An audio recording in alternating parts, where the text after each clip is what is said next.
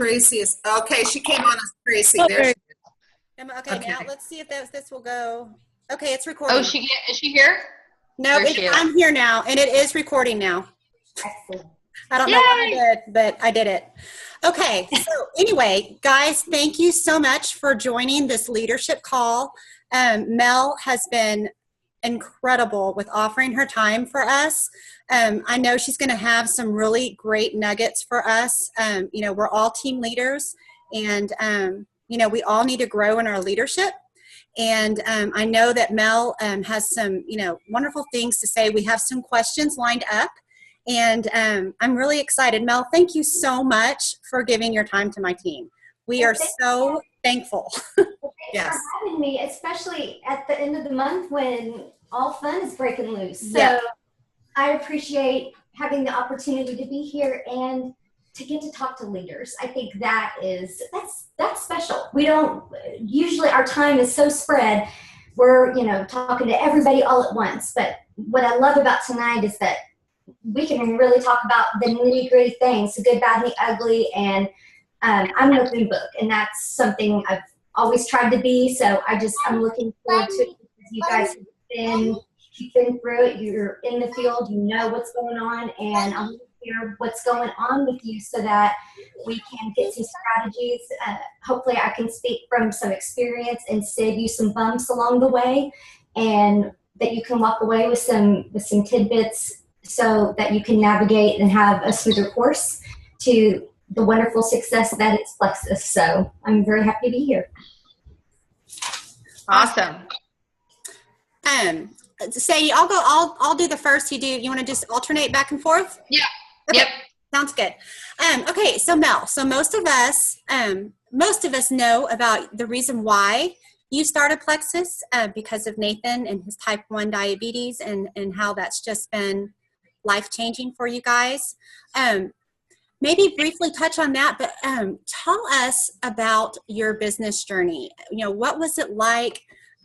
Maybe what was the turning point in realizing it was going to be bigger than you first thought, what you imagined? Okay, well, first I'll start by saying that I was not interested in selling Plexus at all. When I quit my job and stayed home with my first daughter, we realized very quickly that I needed to stay busier. I loved it. It was great. But more importantly, we had to get the bills paid. And so I started working for a skincare multi-level marketing. And this was before the days of social media. So it was a lot of phone calls and a lot of home parties. And I wasn't passionate about it. I loved the products. They're still great products. But we didn't have the why. We didn't have the life change behind. It was hard for me to get passionate like I do about Plexus, especially having something to compare it to now. So I was pretty stubborn because when it was all said and done, I had pressured my friends and family. I'd done the things I said I wouldn't do, and I was really burned. So by the time I was done with that, I promised my family, my friends, and myself, never, never, never. Well, you should never say never. And I wanted to share that because it just shows how much your mind can change over time when you find something that is your passion, your true calling. So I was working at the time for a marketing Ethernet company. It was all very high tech. It was all extremely over my head. I did a lot with foreign policy, a lot of government regulation, and coded in foreign languages all day long about efficient servers and speeds for these Ethernet. I mean, it's hard for me to even explain what it was. So I have to say that, moving from the MLM to that job, I loved having the hourly pay, and the buck didn't stop with me. And when my day was done, my day was done. So that part of it was great. But once again, the passion wasn't there. So when we had my second son, and he had health issues right off the bat, and we needed money more than ever. We knew that losing that job wasn't an option. So it wasn't about passion. It was about getting the medical needs, getting the necessities taken care of. So I held on to it despite the fact that I mean, it was fine. You know, I was thankful for it, but I was not in love with it by any means.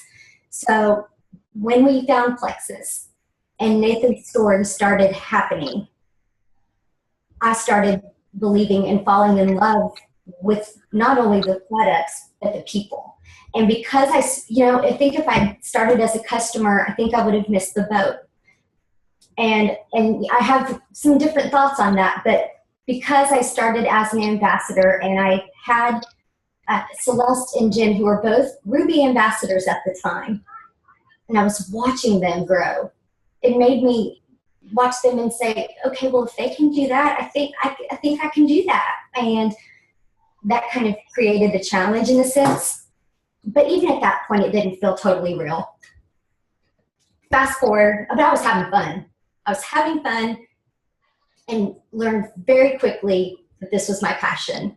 What I loved was that I was able to share and that people came to me when they were ready. And that has been a gift.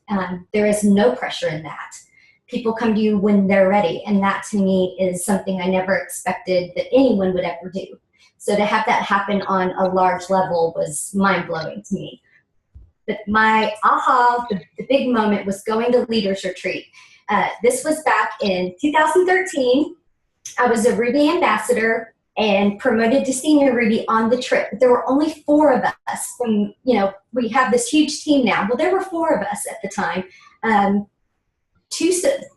One silver, 2 gold, and I was a Ruby. So that was our team of 4 guys showing up to represent the Darby team at Leadership Retreat. And we didn't know what we were getting into at all. It was so nice. I was blown away by the quality, by the way that they treated us. But that was the first time that I was able to see the bigger vision of Plexus, because before that it had all been here local. So it was really the first time I got to shake hands with Diamond ambassadors and meet the executives and hear from the top of the top and hear from industry leaders. And I left there, like I said, I promoted to senior Ruby at the end of that trip, and I walked out of there and said, this is happening. It's happening. It's going to happen. And my goal was, if I can, as soon as I make it to Emerald, I'm out of that job. So I left determined. I wanted to plan in a strategy, and a few months later it happened. So that was really exciting. So that was definitely the moment that really made me decide to dig in, because I was working my job all the way up until Emerald. So with the kid, so it was really like 3 jobs at once. So it wasn't an easy time, I'll tell you that. But the short-term sacrifice was so worth the long-term gain. And I had to sit down with my family and kind of tell them that, hey, I need to know if you guys are behind me, because we have to be a team in this. And it's so worth it. It was so worth it, because being a diamond for a little over a year now, which that just doesn't even compute. It was so worth 8 months of pushing through, and I'm proud of it. I look back and it makes you realize that you can do more than you think you can. But the vision of Plexus was real, and I got to see it for the first time, and I left saying, this is happening. So that was really exciting. Hey. Okay, next question is, so from a statistics perspective, that can really help people certain folks put their mind around, how to make this possible. So how many people are total in your organization? How many are active? How many would you say are responsible for overall growth? And how many active level ones? If you could give a snapshot of the statistics, that would be amazing for us, so that we can kind of wrap our brain around how to be you. So or get to your level. Okay, so I actually just for the first time realized why the distributor number and the ambassador number is different, and that's because distributors are total people that have paid their $34.95, and then you have your associates, and then you have your ambassadors. So I've always been a little confused, but so we have the numbers are little 9,846 distributors. Okay. And we started as a team of two, me and my now 65-year-old mother-in-law. We were like, okay, $34.95, we'll see what happens. Never.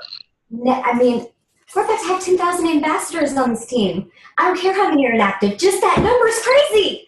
So, okay, sorry, I get excited. But so the total number of ambassadors is 7,906. I have 45 level ones, but I have at least another 10, maybe 15 that are under my husband or under my mother-in-law. And of those 45 to 55, 32 are active. So, and let's see. Current sales for the month of July, we are at $1,290,135. So that's this rolls the red carpet out for us, because we see one person seems little but in the scheme of things, $1.3 million as a team, you guys, in 1 month. That's insane. That's a lot of food drink. Yep. No kidding. Another thing just to break down, because I think it's great to see. So of nearly 10,000 people, 256 are silver. I'm sorry, that's wrong.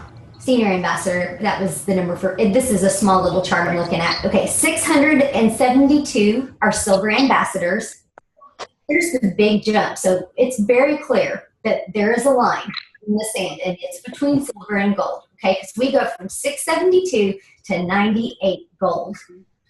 Then we have 38 senior gold, 10 ruby. I'm one. Yay!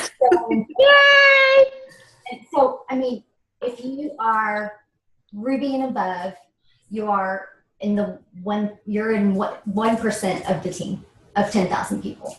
So that's huge. And to hear that I've recruited around 50, 55 people in 2 years, and some of those that were wholesale buyers. Yeah, and I think that that's important. I think that's important to note, is that, you know,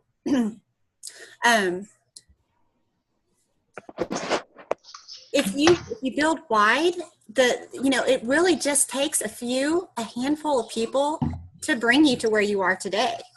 You know, I mean, you know, your strong legs just, you know, made such a huge difference. So I think for me, it's motivating to hear those numbers. Sometimes I think we look at our downline reports as our team starts to grow, and we see some people that just don't have the vision, and they don't have that passion, and we want it so badly for them. But it's okay. You know, I mean, it really does take, you know, it could take 1 or 2 people that could just send you sailing. That's what it takes. It's 1 or 2 of the right. Mm-hmm. And what's exciting too is that once that happens, people kind of come around. When I went Emerald, 3 good friends of mine all that month came and said, okay, I'm ready to do it. You know, they needed this. I was the guinea pig. They were watching to see what happened. And I can tell you guys right now, there are people out there watching you guys that want to do it.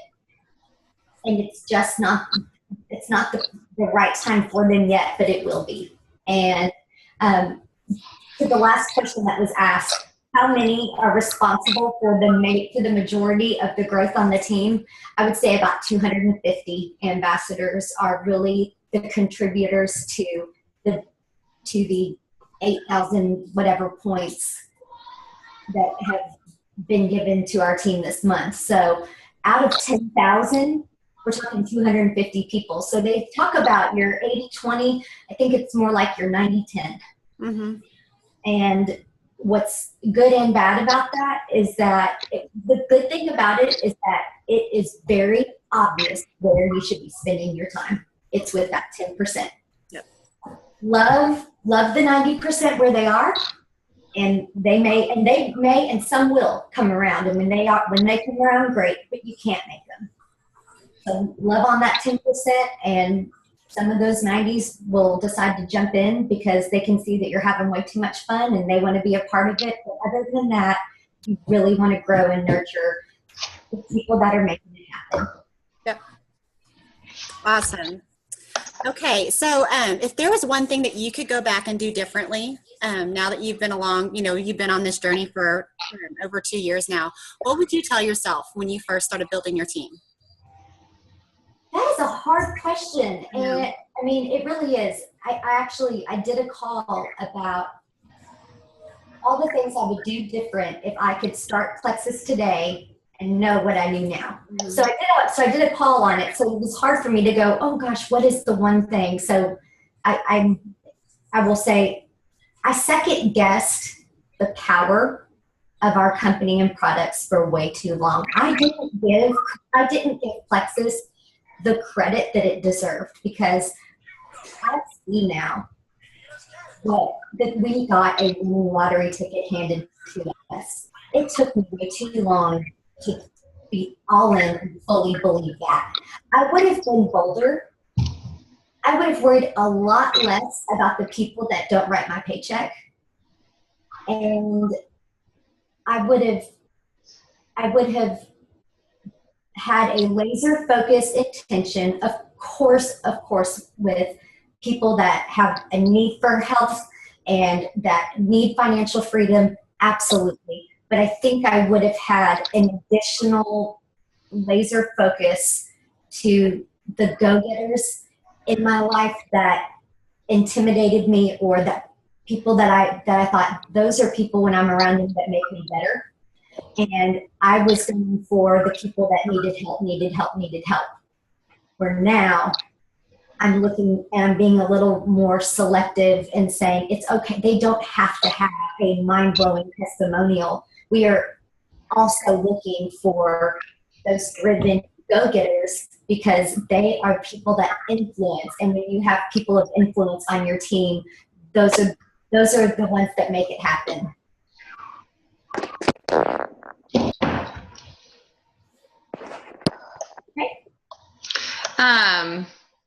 Okay.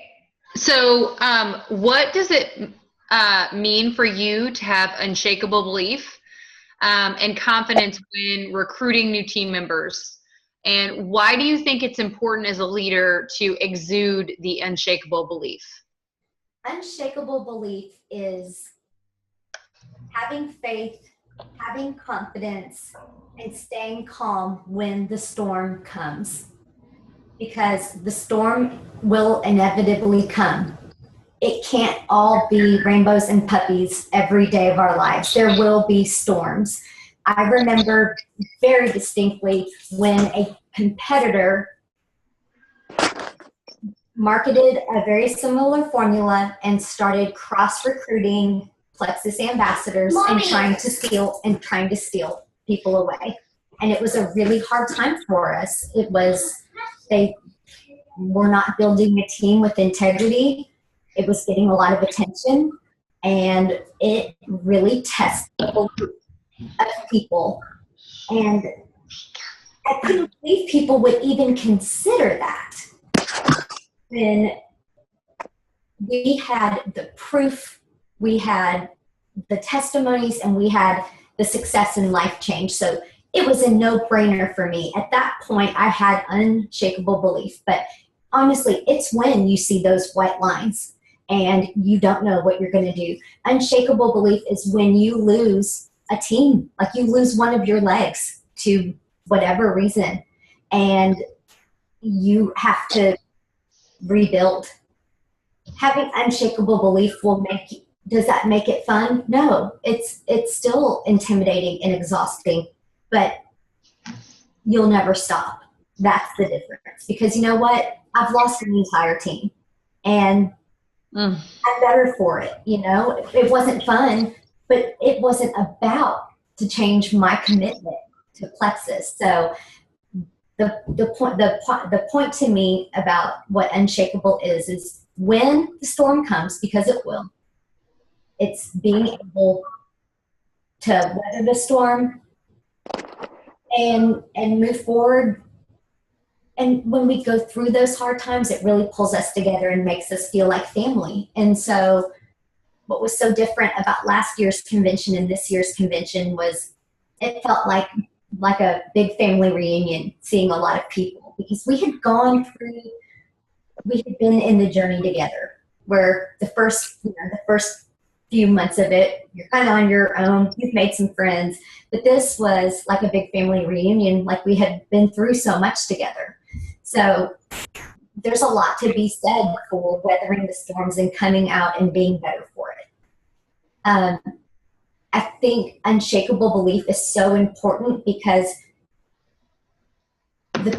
your people need to see a leader that has unshakable belief, not someone that has the job listings opened on their other monitor as they're talking to you. That I would not be able to be behind someone that is checked out and already thinking about the next thing or already looking at the next company to jump over to.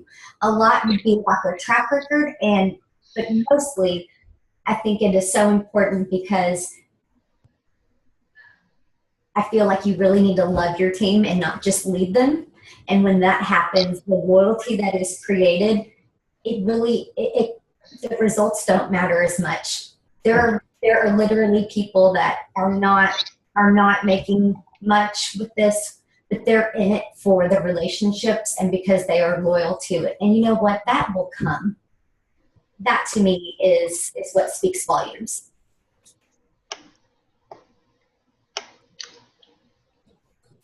Thank you, Melissa.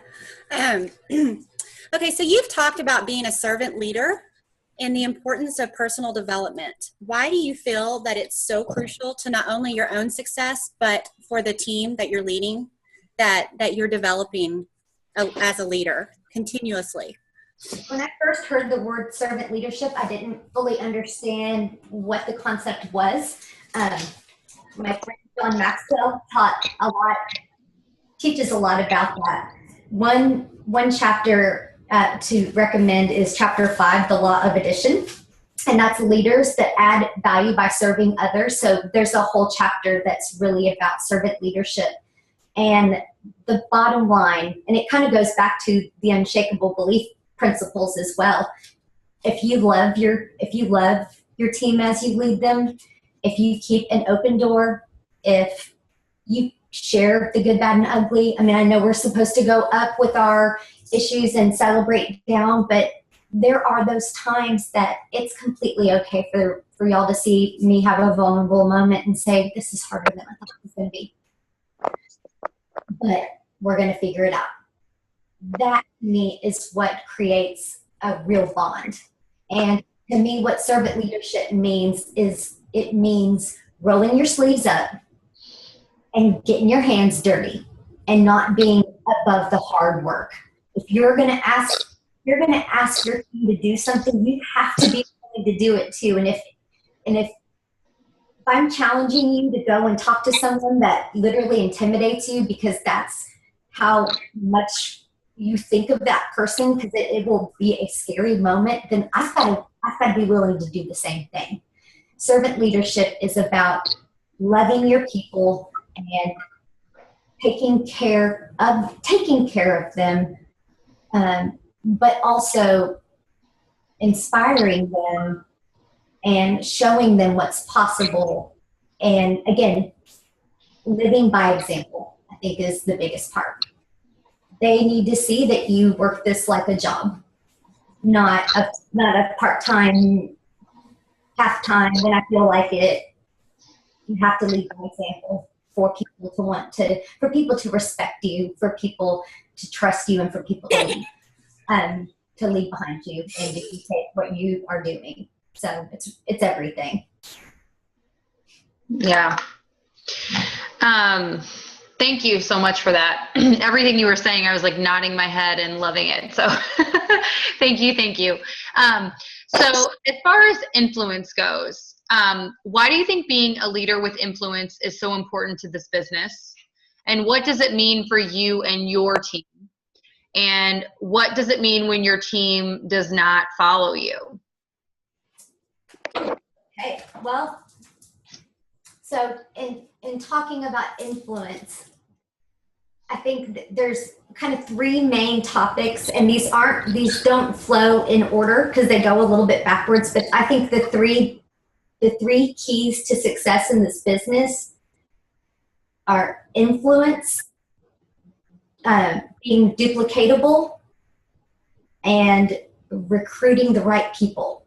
So those three things are probably our hardest things, but I think those are the three things that if you can master, you've really got it figured out. Having influence is what creates relationships, and that's what creates trust. And I have fully found through this that because I've been an open book on Facebook and people have seen my blog about my son's medical issues and the sacrifices that we've made. My husband's diabetes, my daughter's ADHD.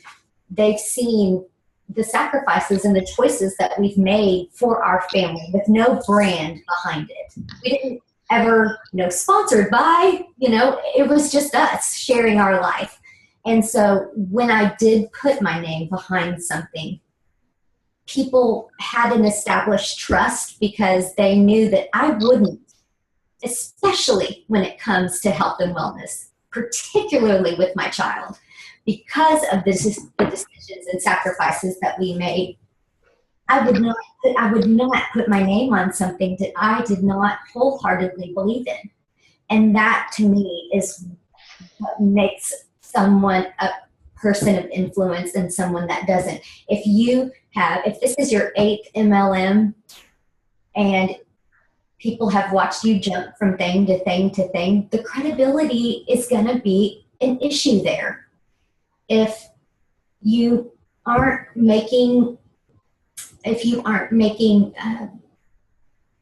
integrity a priority, your team will not flourish. Making the best decisions and taking the high road is what people will respect, and that is where, again, the relationships and trust builds.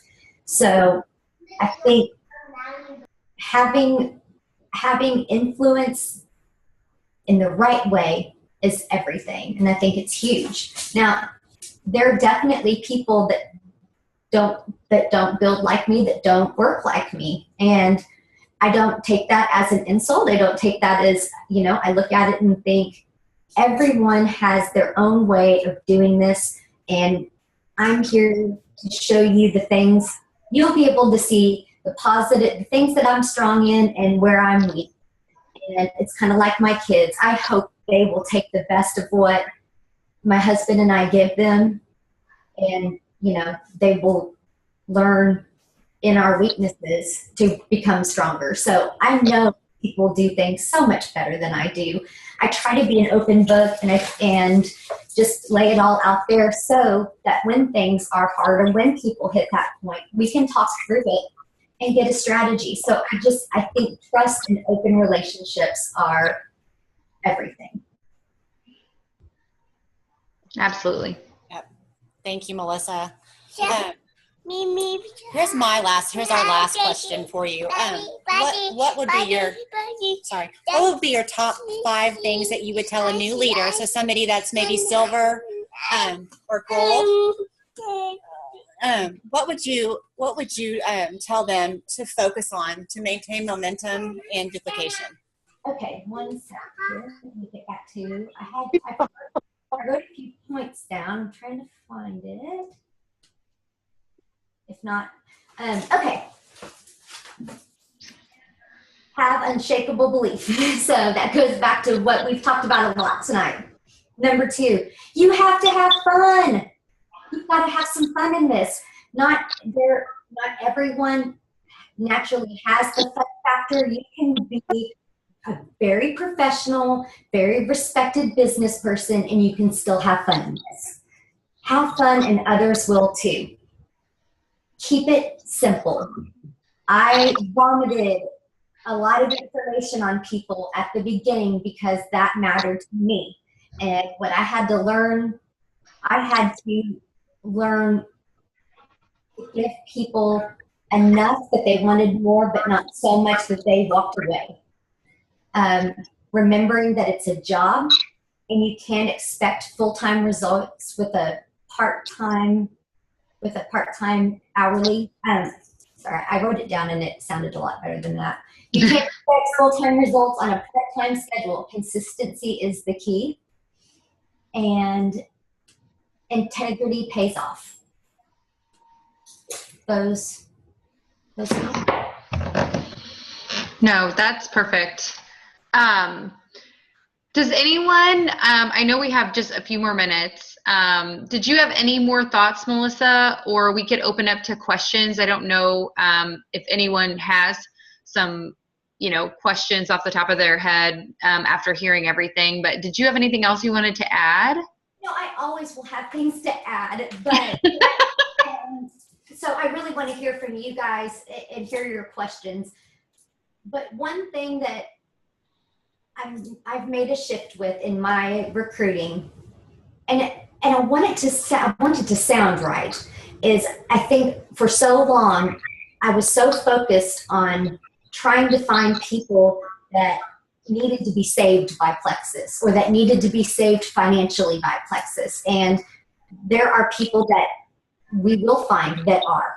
Then we'll find people that it blesses their life. And then we'll find people that it totally changes their life, but they could have done some other thing. My point is that it is okay and that God instills in us to want to have dreams and to do more and to push for excellence in what we do. And I just want to challenge you guys to surround yourself by people that take you higher, by positive people that push you to grow. Don't be afraid of that. There are a lot of people on this team that know more than I do, that have more experience, all the way around. And I'm just grateful to be around them and learn and try to use what I can. So I just challenge you to really broaden your window and have a laser type focus and find those influencers that are well networked, that like a challenge. And if they don't have a health and wellness story or need, that's okay. You will find, if you really, really look at a high majority of the top leaders in the company, they have great results with Plexus, but that's not why they are where they are. They are where they are because they are people of influence that have integrity, that have, that are charismatic, that people are drawn to, that they share in a way that they're having fun. They have the unshakable belief. They're working it like a job because they're driven and they have high integrity. So that's just a challenge there because I didn't consider that group for a long time, and it's really paid off to be a little more intentional about that now. Very good point. Oh, one other thing. I wish I had understood how to build your teams strategically. I wish I had understood how important that would be down the line. I think people get really excited about the fact that we can add a spouse, and it is awesome. And you look at it and you think, I'm going to get paid twice as much. But what you've got to remember in the long run is that is going to create a level that's going to take someone else in the downline out of the picture because you're adding a person in the way. When you're going for Bloomingdale's, when you're going for a $2,000 check, when you have a bigger team, and for people that have done it along the way in their journey to Emerald, it can really slow you down. And it just depends on what your goals are. If the goal is to make the most money possible, then yeah, you want to stack them. But I think it's important to consider that this is a marathon and not a sprint. And you want to be really smart about how you build. And it's okay to have strategy. That doesn't make you a greedy person. It makes you a smart business person. And that it's okay to talk about it and to understand it and to be an expert in understanding the compensation plan and how to make it to your maximum benefit and your team. Wonderful. You guys, does anyone have any questions for Melissa? I think we've got about 10 more minutes left. Does anyone have anything for her? Any questions, Mary? Go ahead. I do. Melissa, when you get a new ambassador and that person really doesn't know why they're joining other than they want to take the products and maybe make enough to cover it, but they don't want to sell and they don't want to endorse, but they would like to make money, like what do you do? I don't want to pester my ambassadors, but on the other hand, I don't want to stand off too far where they lose interest and they don't move forward. So I'm kind of, I don't know what to do. That's a great question because there is a fine line between what's too much and what's not enough, and you want to equip them for success, but you don't want to push them away. So the fact that you see that and understand that is great. I take things person by person. I wish that I could just say overall, this is what I do, but people's personalities are so different. And honestly, I ask what their goals are, what their expectations are, what they want out of it, and what they're willing to do for it. I think if you ask someone, what are you willing to do to earn or to cover the cost of your products, you'll find out pretty quickly. Now, I think people don't realize that they're bolder than they say they will be. Some people are full of it and they'll tell you, oh, you think they're going to be the next biggest, best thing, and they don't do jack diddly. And then there are those that are quiet and just blow your mind. What I try to do is I try to spend enough time with them and ask the right questions and really listen to them and listen to what they're saying to really walk away and say, they need belief in these products. So I'm going to spend my time sharing testimonials with it. I'm not going to worry about the compensation plan right now. Mm-hmm. You overwhelm them with pay points and with, there's so much, there is a lot, it's not rocket science, but there's a lot out there and you can easily shut someone down. Find what makes them tick. Find what is getting them excited and share that with them. If and when they talk about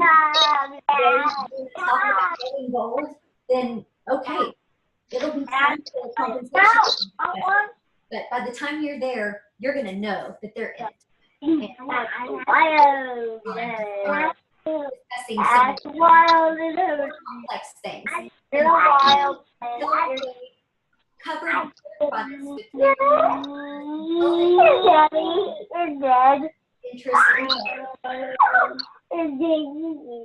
if you're on the phone, would you? There we go. Perfect. Until they've covered their PD and gone silver and expressed their interest in gold, they don't need to know it all. They need to know about 10%, enough to speak effectively to people, to understand the products and how they work for maximum benefit, how to sign them up correctly in back office, the basics with compensation as far as with 100 PB and things like that, and have some role-playing discussions where you guys have doing some blocking objections and things like that. That's about as low level as I keep it until there's a need to do more.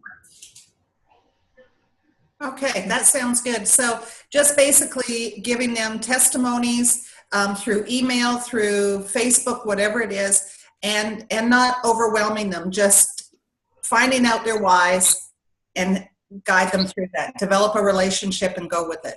And listen, ask questions because it doesn't really matter what people's goals are.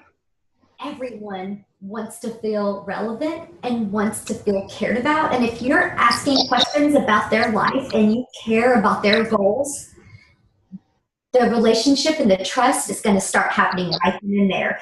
And that's where I was saying where the results sometimes aren't what keeps a person in or out. It's those relationships and trust sometimes that are far more important to people depending on what their goal is. So having that at the core, I think, is everything, because when you do hit those bumps, when you do have those dry seasons, you have a core foundation of trust and you have a relationship there, and you can say, okay, I really know that you need to make a minimum of $500 this month. Let's get creative. Let's talk about some other ways that we can do this. Have you hosted an event yet?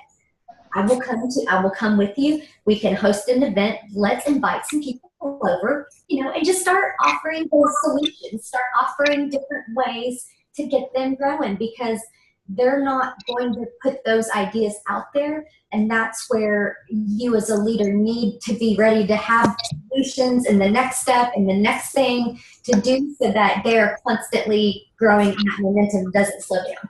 Right. Thank you. You're welcome. Is that what you were wanting?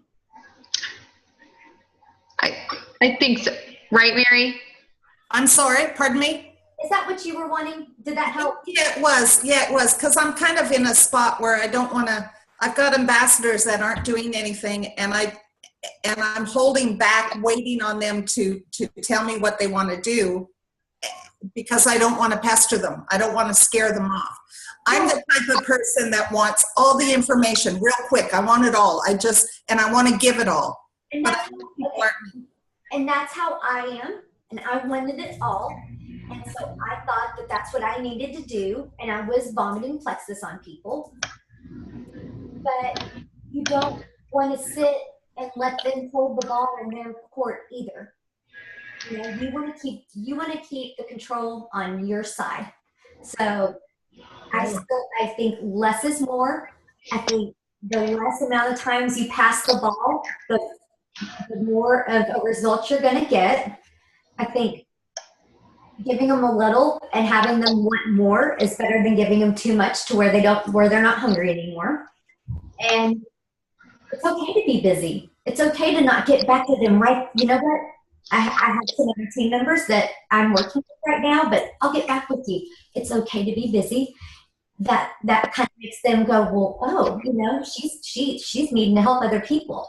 So all of those things are okay. I think it's good to let them see that you're working with other people and helping them, and that you're helping them become successful, and then they'll want you to help them do that too. Thank you. You're welcome. Thank you so much, Melissa.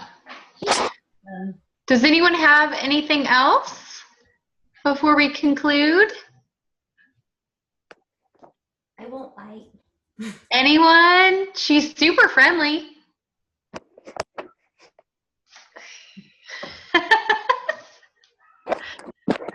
You know who I'm looking at. I'm looking at two ladies there that I know have questions. No, Dustin, you have one?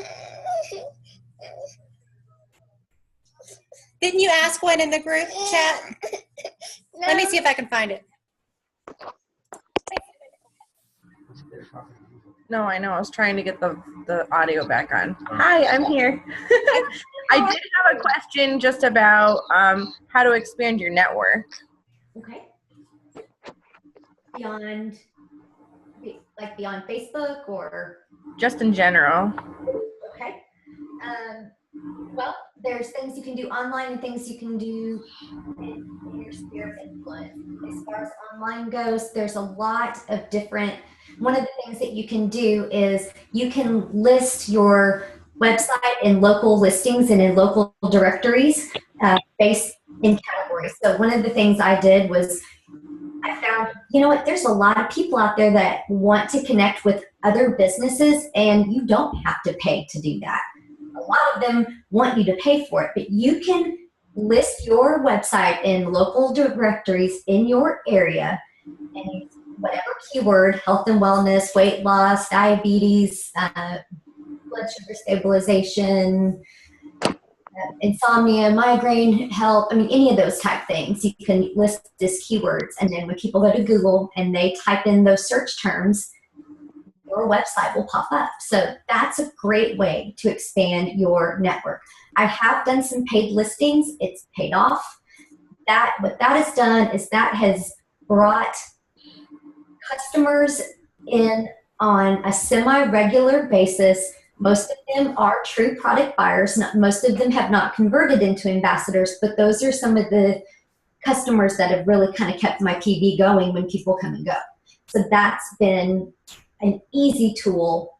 Another thing is having business cards and leaving them leaving them places you go, just asking at the gas station, asking at the gym, asking at the childcare, asking at church, being able to just, leave your name around different places. I encourage you to join groups, depending on your likes and interests. If you go to church, have you look into a Bible study group? Look into a marriage class. This is just one facet. If you like to do arts and crafts, you can go to Michael's. They have local classes and things like that available. What I'm saying is to do things that you already love in your life, that you have passion for, and you'll easily be able to talk about this because it's something that you have passion for too. Setting your post to public on Facebook when you are posting specifically about plexus, friending everyone on your group, friending as many people as you can, reaching out to leaders, asking if you can be on their pages. Those are a few things. Jana, and I'm trying to think of what else. There's search engine optimization. There's a lot of different things you can do. There's Instagram. There's Twitter. There's other social media platforms that can get your network grown. I think the biggest thing you can do is be unafraid to share it in your life.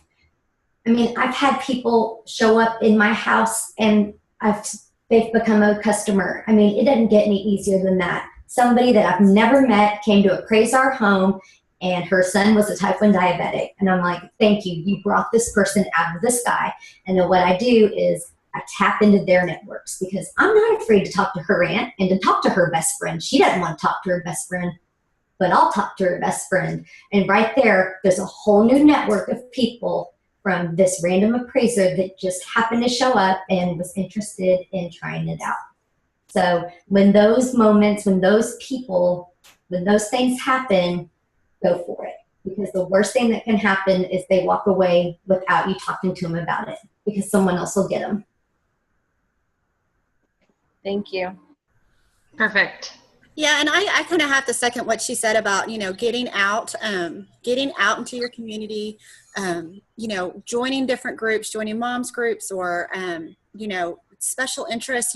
There are networking groups that you can join, locally, and most towns have networking groups. And I haven't joined one yet, but it's something I want to do. It's like a toasting group where you get up and you do speeches, and it helps you with speaking in front of people, which is really important for, when we do sip and sees and we do opportunity meetings.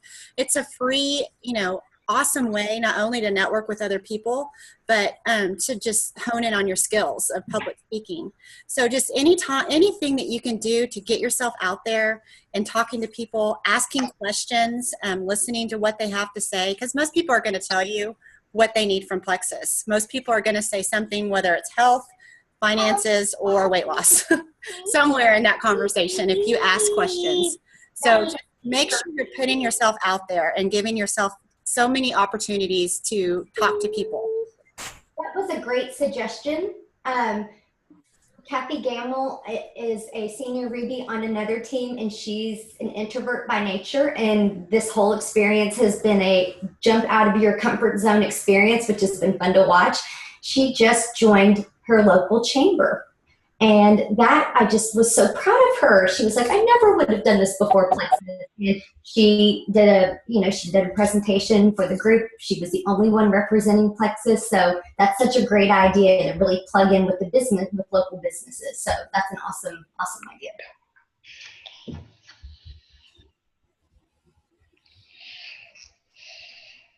Okay, I'll unmute myself. Okay, does anybody have anything else that they want to ask Melissa before we let her get back to her family?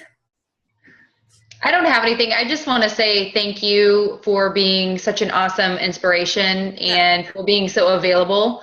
It is, I think I got the opportunity to talk to Suzanne, and then I got the opportunity to talk to you. And when I realized where you were in the grand scheme of my Plexus life, I just felt like this is a company that I want to be involved with, that people at that level still care about people who don't have any ambassadors yet. So I just want to say thank you.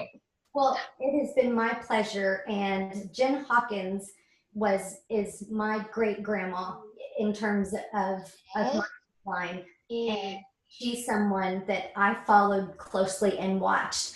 And one thing that I've always watched her do is she treats, or I mean, obviously you have to have boundaries and all of that, but she treats everyone as like a level one. And that quickly became something that I felt was really important. And if someone on our team wants this opportunity, I'm going to do everything I can to help them to make it. And if we all have that attitude, and if we all have that kind of support for each other, no matter level 8, level 6, level 2, level 1, we will all be such a great team, and we are. And I appreciate you saying that. It's my pleasure. It has been so fun to watch you guys. These past couple months have just been a mind blower. So, you guys are at that moment where it's happening, where you can look and say, oh, it's happening, because it is. And it's going to be really, really fun to watch these next few chapters unfold, because you guys have what it takes and you're doing all the right things. And just thank you for taking the time to lead that example. Y'all inspire me. I look to you for ideas all the time. So just know that too. I mean, I'm totally inspired by you guys. Thank you. Thanks, Melissa. Hey, hit me up. Post on the team, message me, whatever. They'll give you my cell phone. I'm here. So let me know if y'all have any other questions, and y'all have a great night. And thank you. Okay. Thank you so much, Melissa. Thanks. Thank you, Melissa. Bye. Thank you.